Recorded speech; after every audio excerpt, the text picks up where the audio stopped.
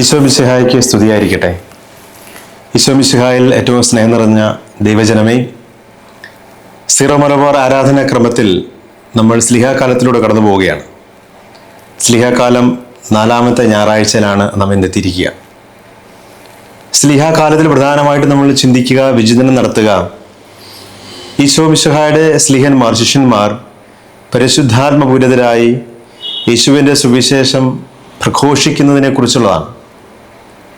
ലോകത്തിൻ്റെ നാനാഭാഗങ്ങളിലേക്ക് അവർ സുവിശേഷവൽക്കരണവുമായി ഇറങ്ങിത്തിരിക്കുന്നതും രക്ഷയുടെ സന്ദേശം ലോകമെങ്ങും പ്രഖ്യാപിക്കുന്നതും അതിലൂടെ ഒട്ടനേകം പേരെ സത്യത്തിൻ്റെ സുവിശേഷത്തിലേക്ക് സ്വീകരിക്കുന്നതും ആനയിക്കുന്നതുമാണ് ഈ കാലഘട്ടത്തിൽ ഈ ആരാധനാക്രമോത്സര സമയത്ത് നമ്മൾ വിചിന്തനം നടത്തുക. എല്ലാ വായനകളും അതിനോട് ചേർന്ന വായനകൾ തന്നെയാണ് ഈ കാലഘട്ടത്തിൽ നമ്മൾ വായിക്കുക. ഇന്നേ ദിവസവും നമുക്ക് നൽകപ്പെട്ടിരിക്കുന്ന വചനഭാഗം യോഹന്നാന്റെ സുവിശേഷം 6-ാം അധ്യായം 60 മുതൽ 69 വരെയുള്ള ഭാഗങ്ങളാണ്. വചനത്തിൽ പഴയ നിയമത്തിൽ പുറപ്പാടിന്റെ പുസ്തകം 20-ാം അധ്യായം 1 മുതലുള്ള വാക്യങ്ങളും, ലേഖനത്തിൽ റോമാക്കാർക്ക് എഴുതിയ ലേഖനം 5-ാം അധ്യായം 1 മുതലുള്ള വചനങ്ങളുമാണ് നമുക്ക് നൽകപ്പെടുക.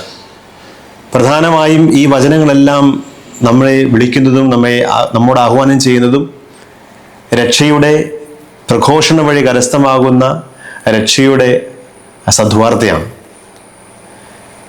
മോശ വഴി 10 കൽപ്പനകൾ നൽകി കർത്താവ് ഇസ്രായേൽ ജനത്തോട് പറയുകയാണ്, നിങ്ങൾക്ക് വാഗ്ദാനം ചെയ്യപ്പെട്ടിരിക്കുന്ന ആ വാഗ്ദത്ത ഭൂമി കരസ്ഥമാക്കാൻ നിങ്ങൾ ഈ 10 കൽപ്പനകൾ പ്രധാനമായും നിങ്ങളുടെ ജീവിതത്തിൻ്റെ ഭാഗമാക്കുക. നിങ്ങളുടെ കുറവുകൾ പരിഹരിച്ച് നിങ്ങളുടെ കുറവുകളെ നിറവുകളാക്കി ദൈവത്തോട് ചേർന്ന് ഞാൻ കൽപ്പിക്കുന്ന കൽപ്പനകളോട് ചേർന്ന് നിങ്ങൾ ജീവിച്ചാൽ നിങ്ങൾക്ക് വാഗ്ദാനം ചെയ്യപ്പെട്ടിരിക്കുന്ന ആ വാഗ്ദത്ത ഭൂമി നിങ്ങൾക്ക് ലഭിക്കുമെന്നാണ് കർത്താവ് പുറപ്പാടിൻ്റെ പുസ്തകത്തിലൂടെ നമ്മോട് പറയുക. അത് രക്ഷയിലേക്കുള്ള ഒരു ചൂണ്ടുപലകയാണ്. സുവിശേഷത്തിലൂടെ കടന്നു വരുമ്പോൾ നമ്മൾ കാണുന്നതും രക്ഷയുടെ വചസ്സുകൾ എന്ന് പറഞ്ഞിട്ടാണ് തമ്പുരാൻ ഈ വചനത്തിൽ യോഹന്നാൻ ശ്ലീഹ ഈ വചനത്തിൻ്റെ തലക്കെട്ടായിട്ട് കൊടുക്കുക. ഈ വചനം തുടങ്ങുമ്പോൾ തന്നെ അതിന് മുന്നേ കുറച്ച് വചനങ്ങൾ കൂടി പറഞ്ഞു വെച്ചതിന് ശേഷമാണ് അതിൻ്റെ കണ്ടിന്യൂവേഷൻ എന്ന രീതിയിൽ, അതിൻ്റെ തുടർച്ച എന്ന വണ്ണമാണ് ഈ വചനം പറയുന്നത്.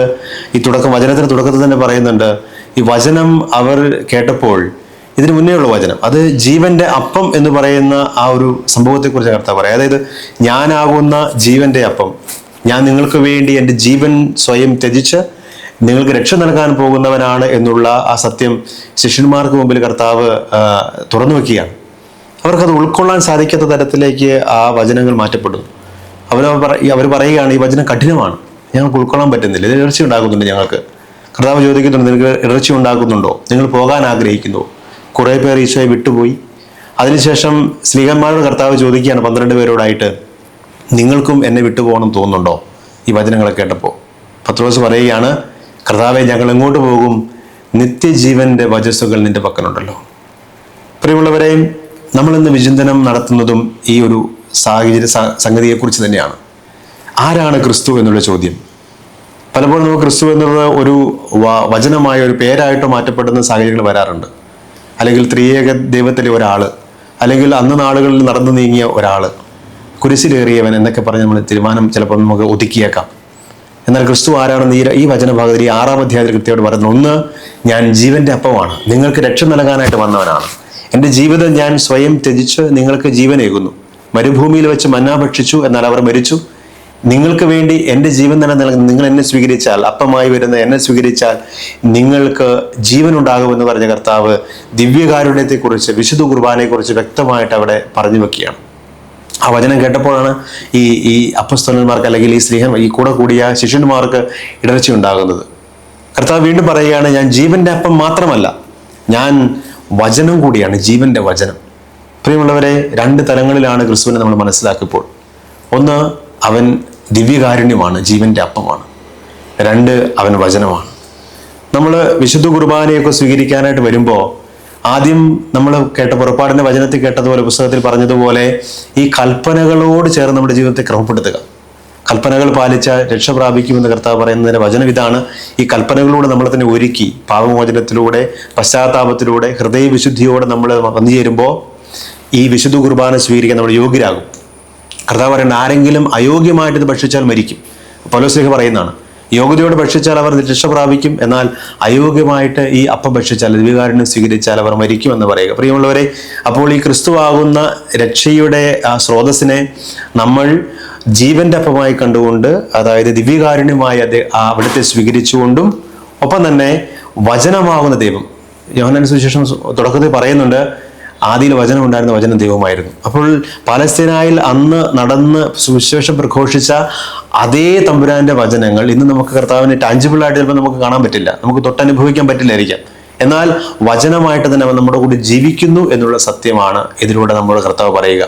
അതുകൊണ്ടാണ് പത്രോസ്ലീഹ പറയുക, നീ ജീവനുള്ള ദൈവത്തിന്റെ പുത്രനാണ്, നീ ജീവിക്കുന്ന ദൈവമാണ്, നിന്റെ ജീവൻ നിന്നിലാണ്, നിന്റെ വചനത്തിലാണ് ഞങ്ങൾക്ക് രക്ഷയിലേക്കുള്ള കവാടം തുറന്നിരിക്കുക എന്ന് റോമക്കാരുടെ ലേഖനത്തിൽ പറയുന്നത് തന്നെയാണ്. ദൈവത്തെ, ഈ വചനത്തെ, യേശു ക്രിസ്തുവിനെ മരിച്ചവരിൽ ദൈവം ഉയർപ്പിച്ചുവെന്നും അവനെ ഹൃദയത്തിൽ സ്വീകരിച്ച് പ്രഘോഷിക്കുകയും ചെയ്യും, അതിനം കൊണ്ട് പ്രഘോഷിക്കുകയും ചെയ്യുമ്പോൾ നിത്യജീവൻ ലഭിക്കുമെന്ന് പൗലോസ്ലീഹ പറഞ്ഞു വെക്കുന്നുണ്ട്. പ്രിയമുള്ളവരെ, നമുക്കും ആഗ്രഹിക്കാം, പ്രാർത്ഥിക്കാം. ഇന്നേ ദിവസം ഈ വിശുദ്ധ വചനങ്ങളിലൂടെ ദൈവം നമ്മെ ആനയിക്കുന്നതും വിളിക്കുന്നതും നമ്മോട് ആഹ്വാനം ചെയ്യുന്നതും ജീവന്റെ അപ്പമായിരിക്കുന്ന യേശു ക്രിസ്തുവിനെ വിശുദ്ധ കുർബാനയിൽ അനുഭവിക്കാൻ, അതിനോട് കൂടെ തന്നെ ഈ വചനമാകുന്ന ദൈവത്തെ കൂടി നമ്മൾ ഹൃദയത്തിൽ സ്വീകരിച്ച് അധരം കൊണ്ട് പ്രഘോഷിക്കാൻ, സ്ലിഹന്മാർ പ്രഘോഷിച്ചതുപോലെയാണ്.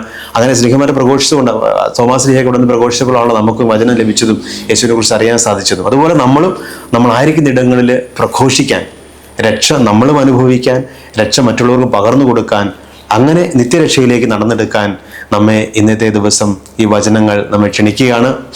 പ്രത്യേകമായിട്ട് നമുക്ക് പ്രാർത്ഥിക്കാം.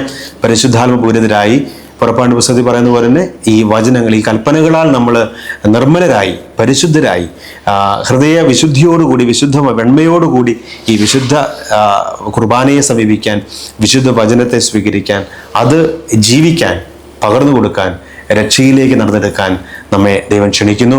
അതിനായി ദൈവം നമ്മെ സഹായിക്കട്ടെ, അനുഗ്രഹിക്കട്ടെ എന്ന് പ്രാർത്ഥിക്കുന്നു. എല്ലാവർക്കും ഒരിക്കൽ കൂടി ദൈവരാജ്യത്തിലേക്ക് നടന്നെടുക്കുവാൻ തക്കവിധമുള്ള ഒരുക്കം ഹൃദയത്തിൽ പൂർത്തീകരിക്കുവാൻ, സൃഷ്ടിച്ചെടുക്കുവാനുള്ള കൃപ ദൈവം നൽകട്ടെ എന്ന് ആശംസിക്കുന്നു. ദൈവം നിങ്ങളെ അനുഗ്രഹിക്കട്ടെ.